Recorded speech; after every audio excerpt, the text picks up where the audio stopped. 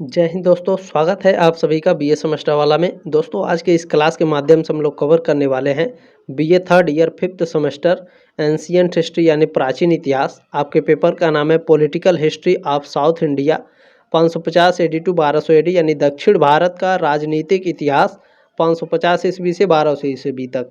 आप लोगों का न्यू बैच स्टार्ट हो गया एग्जाम 2024 के लिए, एग्जाम 2025 के लिए, और ये जो क्लास है 2026 एग्जाम 2027 एग्जाम के लिए भी मोस्ट इंपॉर्टेंट होगी। चले स्टार्ट करते हैं आज की क्लास दोस्तों। इसमें आगे बढ़ते हैं। इसमें मैं आपको कुछ और बता देता हूं। जो दीनदयाल उपाध्याय गोरखपुर विश्वविद्यालय है, इनका प्राचीन इतिहास का पेपर कोड है AAC 301। आप लोग कमेंट करके बताइएगा जो भी दीनदयाल उपाध्याय गोरखपुर विश्वविद्यालय से संबंधित कॉलेज में पढ़ रहे हों या दीनदयाल उपाध्याय गोरखपुर विश्वविद्यालय में पढ़ रहे हों, उन सभी साथियों से रिक्वेस्ट है कि आप लोग ये कमेंट करके बताइए कि आप लोगों का जो प्राचीन इतिहास है उसमें कितने पेपर होने वाले हैं, क्योंकि पिछले साल आपके प्राचीन इतिहास के 3 पेपर हुए थे।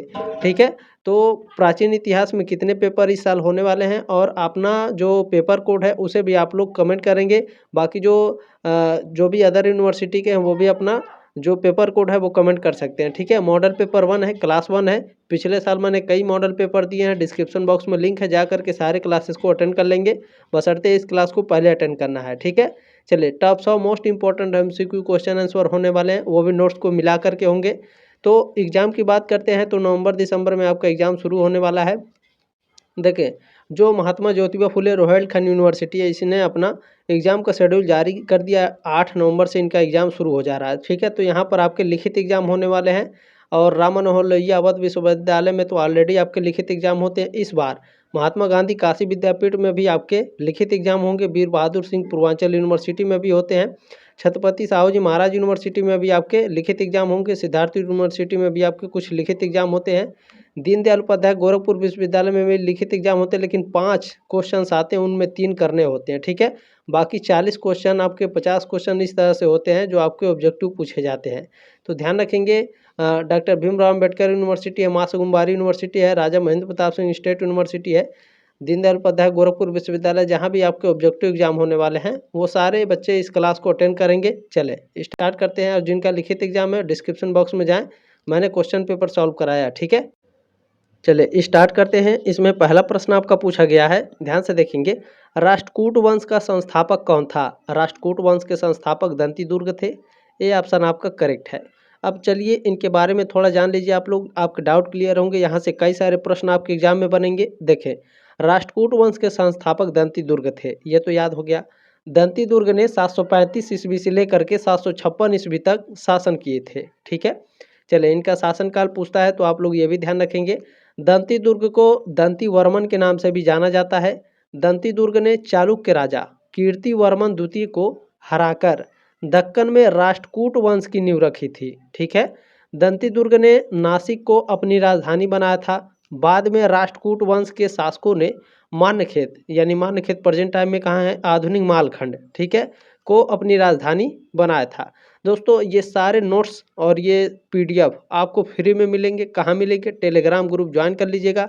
उसमें क्लास के नीचे मैं PDF सेंड कर देता हूँ और नोट्स, ये सारे नोट्स तो बिल्कुल फ्री में आपको मिलेंगे। आपको एक भी पैसा नहीं देना है, तो फ्री का है भैया, तो लाभ उठाइए। ठीक है, ये सारे नोट्स और PDF फ्री में मिलेंगे, तो टेलीग्राम ग्रुप ज्वाइन कर लीजिएगा।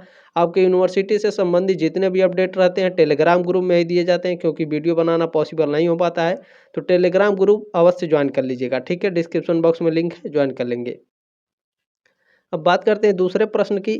तो राष्ट्रकूट वंश की राजधानी कहाँ पर थी? राष्ट्रकूट राजवंश की जो राजधानी थी, अभी मैंने कहाँ बताया, मान्यखेत। ठीक है, डी ऑप्शन आपका राइट है। इसीलिए मैं बोलता हूँ कि जो भी आपको नोट्स दिए जाते हैं, जो भी आपके इंपॉर्टेंट नोट हैं, उसको स्किप नहीं करना है, उसे ध्यान से पढ़ना है। ठीक है, देखिए तीसरा प्रश्न है, राष्ट्रकूट वंश का ऐसा कौन सा शासक या जिसने कन्नौज पर अधिकार करने हेतु त्रिपक्षीय संघर्ष में भाग लिया और प्रतिहार नरेश, वत्सराज एवं पाल नरेश धर्मपाल को पराजित किया? तो ये ध्रुव थे। ठीक है, ध्रुव जो थे ये पाल नरेश, धर्मपाल और वत्सराज को भी हराया था, जो प्रतिहार नरेश थे। ठीक है, ये ऑप्शन आपका राइट है। चले आपका इसमें अगला प्रश्न पूछा गया है, चौथा प्रश्न। एलोरा के प्रसिद्ध कैलाश मंदिर का निर्माण किसने कराया? बताइए। जो एलोरा गुफाएं हैं, एलोरा की गुफाएं महाराष्ट्र में, इसमें जो कैलाश मंदिर है इसका निर्माण किसने कराया था? तो कृष्ण प्रथम ने कराया था। ए ऑप्शन आपका राइट है। चलिए प्रश्न नंबर 5 देखेंगे क्या पूछा गया है। ध्रुव को क्या कहा जाता है? धारावर्ष, 12 वर्ष, सारा वर्ष या 14 वर्ष? ध्रुव को साथियों धारावर्ष कहा जाता है। ए ऑप्शन आपका राइट है। चलिए अगला प्रश्न देखेंगे। छठा प्रश्न आपका पूछा गया है। अमोघ वर्ष किस धर्म का अनुयायी था? जैन, हिंदू, बौद्ध धर्म या इस्लाम धर्म? तो जो अमोघ वर्ष था ये जैन धर्म का अनुयायी था। ए ऑप्शन आपका राइट है। देखें यहाँ पर थोड़ा सा लिखा गया है, ध्यान से देखेंगे। अमोघ वर्ष प्रथम भारत के राष्ट्रकूट वंश के राजा थे और वे जैन धर्म के अनुयायी थे। चलिए सातवां प्रश्न आपका क्या पूछा गया है, ध्यान से देखेंगे। आदि पुराण के रचनाकार कौन है? आदि पुराण के रचनाकार जिरसेन है। बी ऑप्शन आपका करेक्ट है। चलिए आठवां प्रश्न आ गया है, ध्यान से देखेंगे आप सभी लोग। निम्न में से किस राजवंश ने विख्यात मंदिर एलोरा का कैलाश मंदिर का निर्माण कराया था? मैंने अभी बताया ना आपको, ध्यान दिए होंगे। राष्ट्रकूट राजवंश ने एलोरा में जो कैलाश मंदिर है इसका निर्माण कराया था। बी ऑप्शन आपका राइट है। किसने कराया था तो ये भी मैंने आपको बताया है, ठीक है। चलिए नवा प्रश्न है आपका। 745 ईस्वी की समगत प्लेट में महाराजा धीराज कहा गया?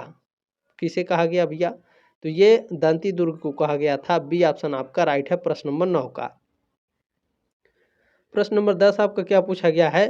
पृथ्वी वल्लभ की उपाधि धारण की किसने की थी? तो दंती दुर्ग ने पृथ्वी वल्लभ की उपाधि धारण की थी। डी ऑप्शन आपका राइट है। चलिए प्रश्न नंबर 11 आपका क्या पूछा गया है, बहुत ही ध्यान से देखेंगे। अमोघ वृत्ति के लेखक कौन है? महावीराचार्य, सत्यायन या फिर दोनों? तो जो सत्यायन है ये अमोघ वृत्ति के लेखक हैं, ध्यान रखेंगे, बहुत ही इंपॉर्टेंट प्रश्न है। बी ऑप्शन आपका राइट है। चलिए प्रश्न नंबर 12 देखेंगे क्या पूछा गया है। राष्ट्रकूट वंश का अंतिम शासक कौन था? कृष्ण तृतीय, कृष्ण प्रथम, कृष्ण द्वितीय या नागभट्ट प्रथम? राष्ट्रकूट वंश का अंतिम शासक तो ये कृष्ण तृतीय था। ए ऑप्शन आपका राइट है। प्रश्न नंबर 13 आपका क्या पूछा गया है। एलोरा एवं एलिफेंटा यानी जो महाराष्ट्र में है, इन गुफा मंदिरों का निर्माण किसके समय में हुआ? तो इनके गुफा मंदिरों का निर्माण राष्ट्रकूट वंश के समय में हुआ था। बी ऑप्शन आपका राइट है। चलिए प्रश्न नंबर 14 क्या पूछा गया है। एलोरा में कितनी गुफाएं शैलकृत हैं? तो एलोरा में साथियों कुल 34 गुफाएं हैं, ठीक है, शैलकृत हैं। ए ऑप्शन आपका राइट है। तो आपकी एलोरा में 34 गुफाएं हैं, तो वो जो गुफाएं हैं किस किस धर्म से हैं देखें। एलोरा में 34 एलोरा की गुफाओं में 34 शैलकृत गुफाएं हैं। इनमें से 12 गुफाएं बौद्ध धर्म से जुड़ी हैं, 17 गुफाएं हिंदू धर्म से जुड़ी हैं, 5 गुफाएं जैन धर्म से जुड़ी हैं, ठीक है। चले अब 15 नंबर प्रश्न आपका देखेंगे क्या पूछा गया है। राष्ट्रकूट शैव, विष्णु, शाक्त संप्रदायों के साथ साथ किस अन्य धर्म के भी उपासक थे?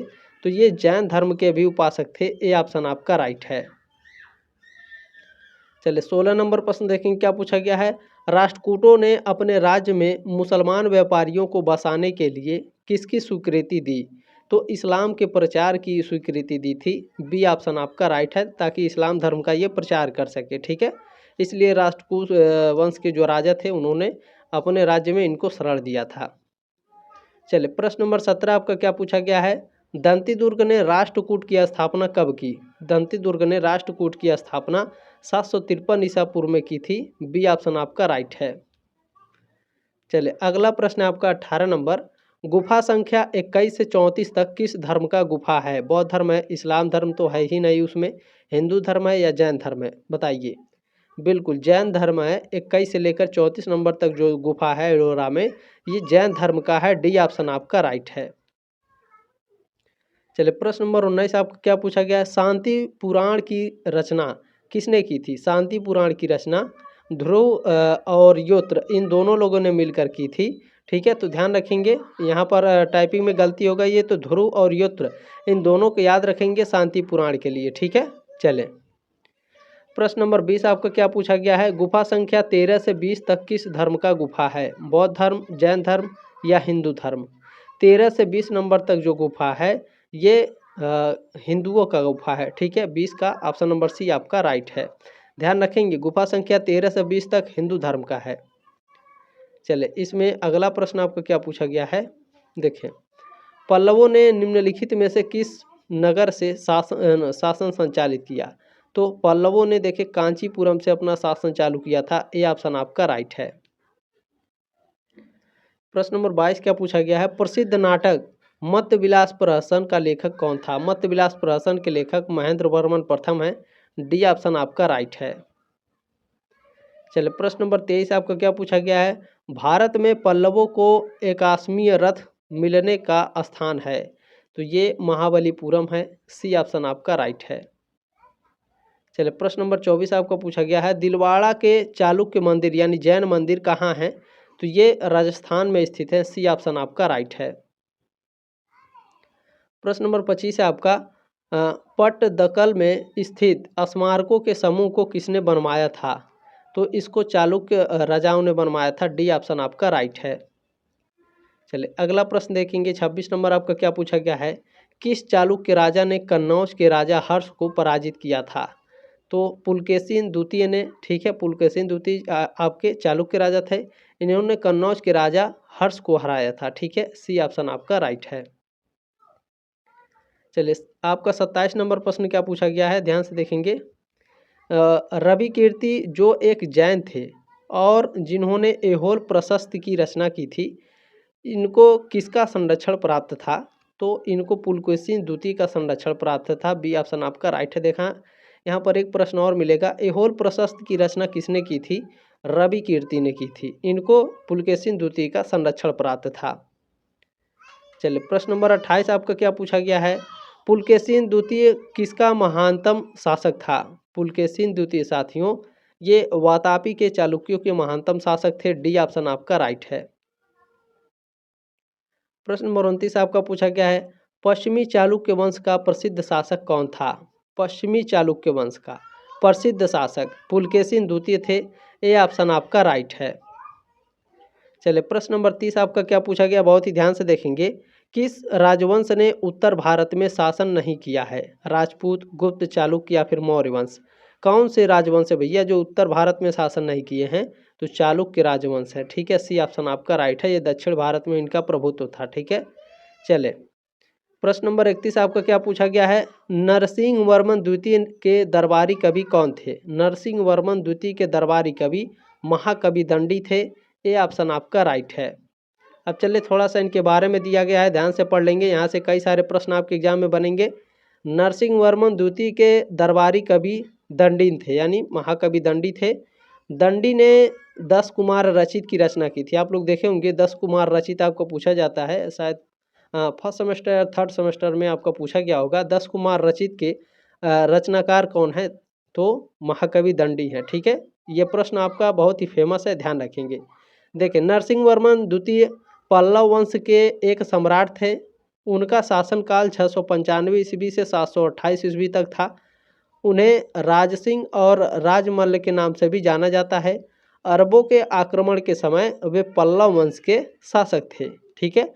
नरसिंह वर्मन द्वितीय ने महाबलीपुरम में शोर मंदिर, ईश्वर और मुकुंद मंदिरों का निर्माण करवाया था। इसके अलावा दक्षिण आरकोट में पानमलाई मंदिर और कैलाशनाथ मंदिर है, ठीक है, उसको भी इनके द्वारा बनवाया गया था, नरसिंह वर्मन द्वितीय के द्वारा, ठीक है। तो ये सारे मोस्ट इंपॉर्टेंट नोट्स हैं, ये बात ध्यान रखेंगे, इससे कई सारे प्रश्न आपके एग्जाम में बनते हैं।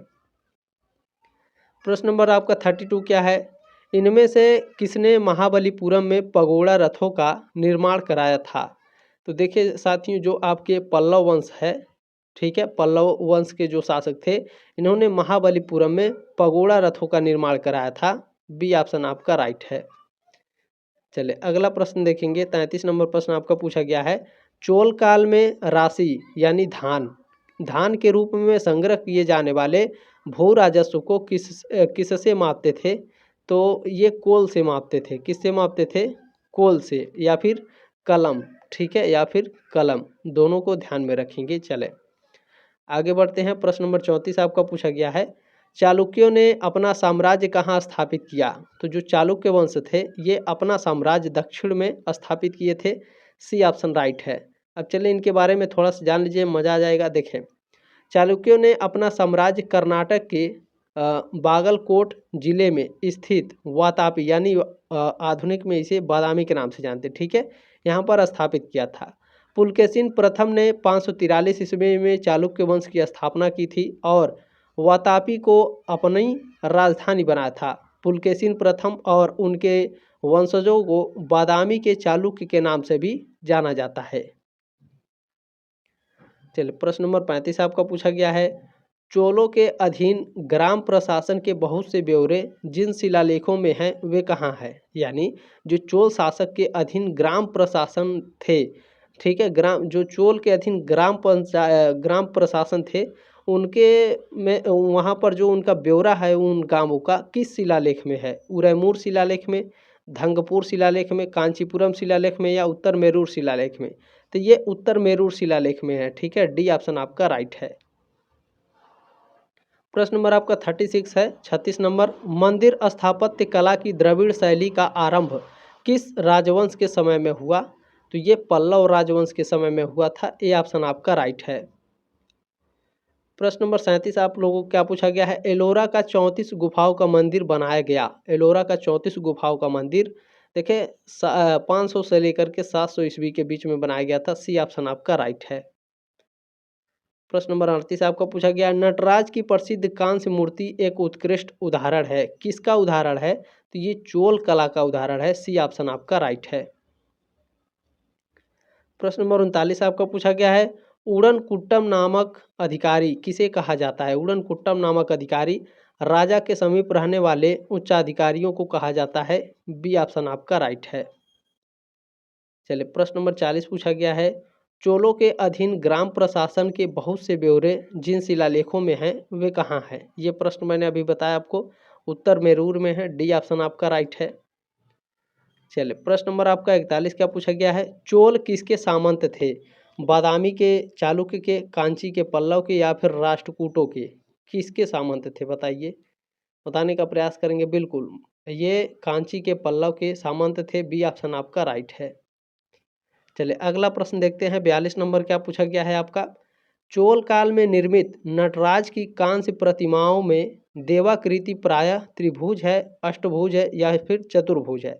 तो चोल काल में जो नटराज की मूर्तियां बनाई जाती थी साथियों, इनकी जो आकृति थी वो चतुर्भुज है, ठीक है, सी ऑप्शन आपका राइट है।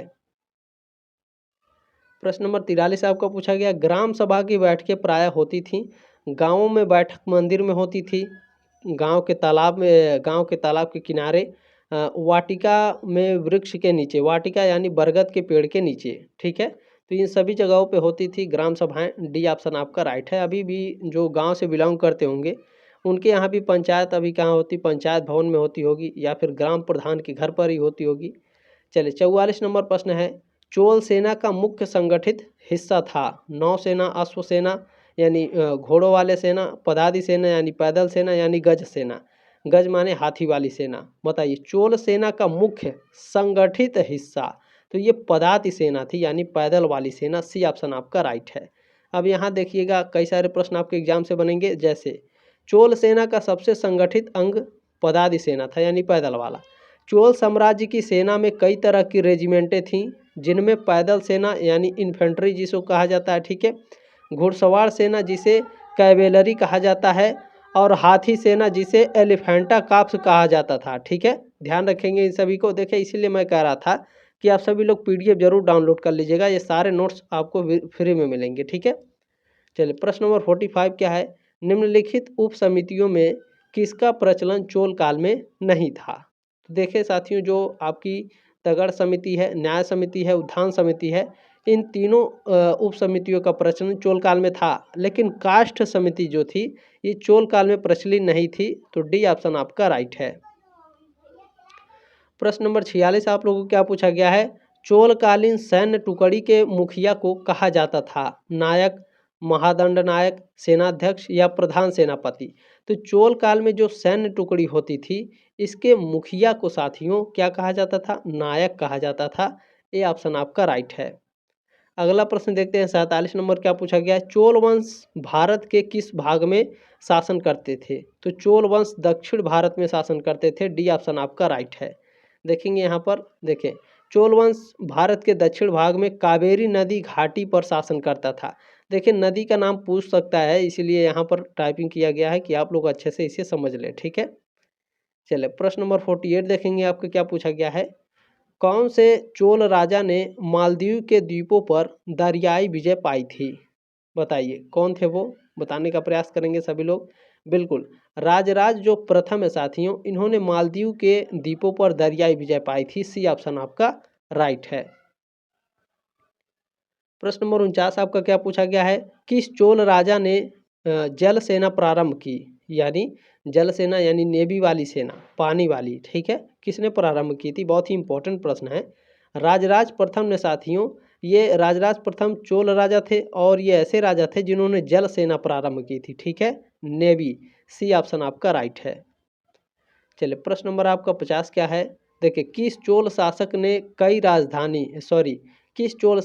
नई राजधानी गंगईकोंडा चोलपुरम का निर्माण किया? तो ये राजेंद्र प्रथम थे, ठीक है। राजेंद्र प्रथम आपके चोल शासक थे जिन्होंने नई राजधानी बनाई थी जिसका नाम गंगईकोंडा चोलपुरम थी, ठीक है। चले प्रश्न नंबर 50 आपका पूछा गया है। चोल राजाओं का शासन था तमिलनाडु पर, केरल पर, आंध्र प्रदेश पर या बंगाल पर?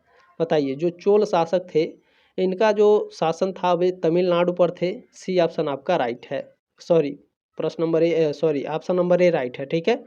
चलें, बहुत बहुत सॉरी, इसके लिए थोड़ी थोड़ी गलती हो जा रही है, पता नहीं क्यों। चले, किसके काल में गंगकोंडा चोलपुरम चोल साम्राज्य की राजधानी बनी? तो राजेंद्र प्रथम के शासनकाल में बनी थी। ये ऑप्शन आपका राइट है। प्रश्न नंबर 53 पूछा गया साथियों, निम्न में से किस राजा ने लंका यानी सिंहल को पहले जीता था? तो देखिए राजराज प्रथम ने जीता था। ये ऑप्शन आपका राइट है। चलिए अगला प्रश्न है आपका 54, निम्न में से किस चोल शासक की उपाधि पंडित चोल थी? बताइए किस शासक की उपाधि थी ये?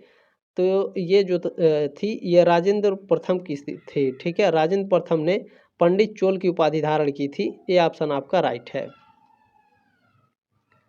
प्रश्न नंबर 55 क्या है, 55 नंबर प्रश्न पूछा गया है, निम्न चोल शासकों में जिसने बंगाल की खाड़ी को चील झील का स्वरूप प्रदान कर दिया वह कौन था? तो ये राजेंद्र प्रथम थे। ये ऑप्शन आपका राइट है। प्रश्न नंबर आपका 56 पूछा गया, किस चोल शासक ने पांड्यों की राजधानी मदुरा पर अधिकार कर मदुरैकोंडा की उपाधि धारण की? तो ये परांतक प्रथम थे। बी ऑप्शन आपका राइट है। चलिए प्रश्न नंबर आपका 57 पूछा गया है, किस राष्ट्रकूट शासक ने परांतक प्रथम को युद्ध में परास्त कर चोलों को अस्थायी रूप से हानि पहुंचाया? तो ये कृष्ण तृतीय थे। सी ऑप्शन आपका राइट है। प्रश्न नंबर 58 है 58 नंबर, राजराज प्रथम ने निम्नलिखित द्वीपों में से किसको जीता? तो मालदीव और लक्षद्वीप इन दोनों को जीत लिए थे राजराज प्रथम। सी ऑप्शन आपका राइट है, ठीक है, 58 का। चले अगला प्रश्न आपका क्या पूछा गया है, प्रश्न नंबर 59 है, ध्यान से देखेंगे। राजेंद्र प्रथम का महत्वपूर्ण सैन्य अभियान था, इनका महत्वपूर्ण सैन्य अभियान था गंगा घाटी में किया गया सैन्य अभियान, ठीक है। बी ऑप्शन आपका राइट है। प्रश्न नंबर 60 आपका क्या पूछा गया है, चोल साम्राज्य कितने प्रांतों में विभक्त थे? चोल साम्राज्य साथियों 9 प्रांतों में विभक्त थे। सी ऑप्शन आपका राइट है। चले अगला प्रश्न क्या है, 61 नंबर प्रश्न है आपका, प्रशासन के क्षेत्र में चोल वंश का मुख्य योगदान है? बताइए क्या है? तो सुसंगठित स्थानीय स्वशासन में, ठीक है। प्रशासन के क्षेत्र में चोल वंश का मुख्य योगदान क्या रहा? सुसंगठित स्थानीय स्वशासन में इनका महत्वपूर्ण योगदान रहा। डी ऑप्शन आपका राइट है। उम्मीद है साथियों आपको जानकारी अच्छी लगी होगी, क्लास अच्छा लगा होगा।